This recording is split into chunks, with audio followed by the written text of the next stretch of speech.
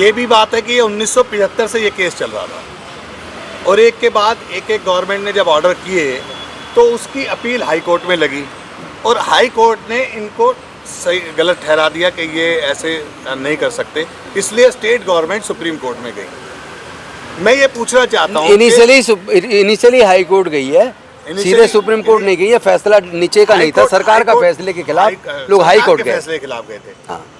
मैं ये कहता हूँ कि जब सुप्रीम कोर्ट ने भी ये जो ऑर्डर कर दिया है, इसमें किसी ने ABCD 4 वर्गीकरण किया, किसी ने 2 वर्गीकरण किए, पंजाब हरियाणा गवर्नमेंट ने, उसने कहा आंध्रा में 4 वर्गीकरण हुआ, पंजाब हरियाणा में 2 वर्गीकरण हुआ।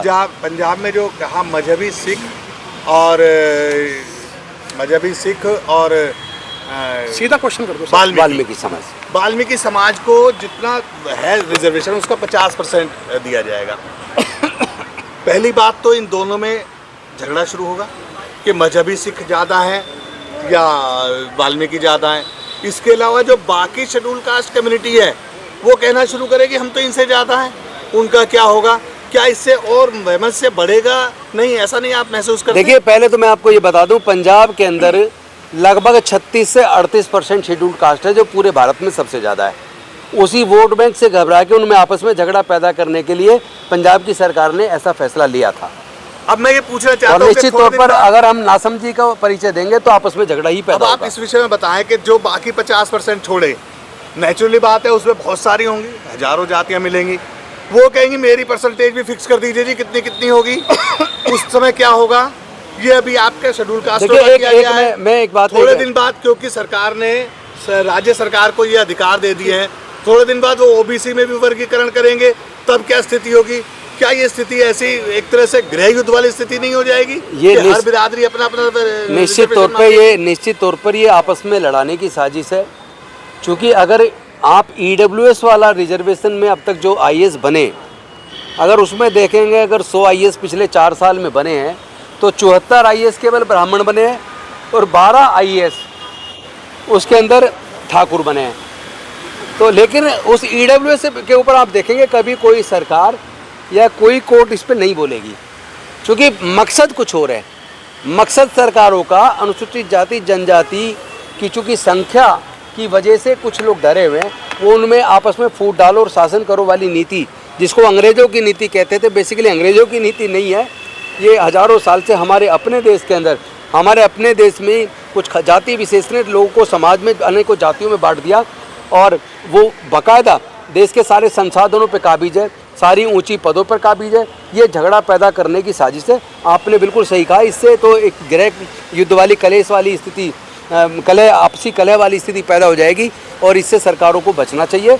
और सरकारें अगर राजनीति को फ़ायदा उठाने के लिए ऐसा करती भी हैं तो कम से कम SC ST OBC के लोगों को इतनी समझदारी बरतनी होगी कि एक दूसरे को साथ लेकर एक दूसरे की बात को सुनते हुए इस लड़ाई से मिलजुल कर लड़ना होगा।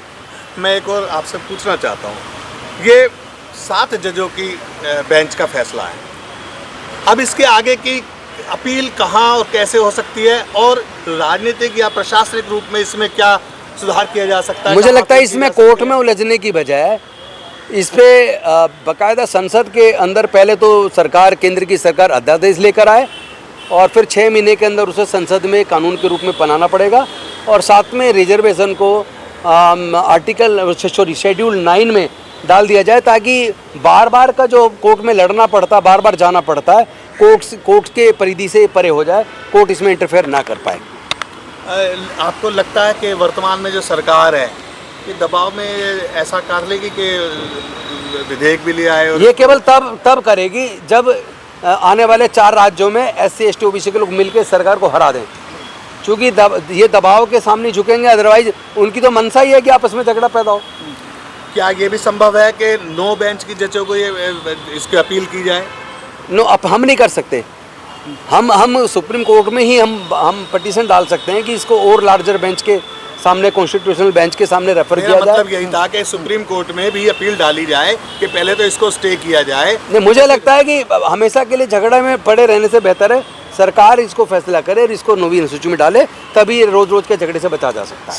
सर क्या कारण है कि एक जख्म ठीक नहीं होता है, उससे पहले दूसरा जख्म दे दिया जाता है? क्या थर्मामीटर लगा लगा के ये शेड्यूल कास्ट का क्या चेक करना चाहते हैं? एक्चुअली मैं आपको बताता हूँ, कारण ये है उन्होंने देश के सारे सार्वजनिक उपक्रम की कंपनियों को बेच दिया है, रिजर्वेशन को लगभग उन्होंने ख़त्म कर दिया है, ठेकेदारी प्रथा वो ला चुके हैं, एजुकेशन को इतना महंगा कर दिया कि लोग पढ़ ही ना पाएँ।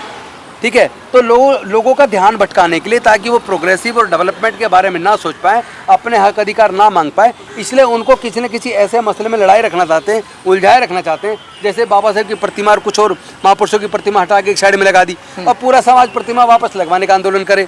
अब ये सुप्रीम कोर्ट का जजमेंट आ गया, अब पूरा समाज इस जजमेंट के खिलाफ जाए, उस पर आंदोलन करे।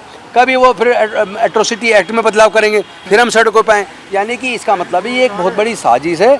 जातिगत मानसिकता वाले लोग, ऐसे सत्ताधारी लोग हमें हमारा ध्यान प्रोग्रेस से भटका के, डेवलपमेंट से भटका के किसी चीज़ों में उलझाए रखना चाहते हैं। अब हमें समाज को इतना समझदार होना पड़ेगा कि कैसे इसी चीज़ को हैंडल किया जाए, और हम लोग छोटे इश्यूज़ में उलझने की बजाय अपने प्रोग्रेस के बारे में, अपना हिस्सेदारी, जिसकी जितनी संख्या भारी उसकी उतनी हिस्सेदारी, और तमाम क्षेत्रों में, यहाँ तक कि प्राकृतिक संसाधनों में भी हमें बराबर हिस्सा मिलना चाहिए। जिस दिन हम इस हमारी जो हकमारी हो रही है इसमें, इसको रुकवाने के लिए अपने हिस्सेदारी की बात शुरू कर देंगे, उस दिन सरकार ज़मीन पा जाएगी और इस तरह की समस्याओं का अंत हो जाएगा।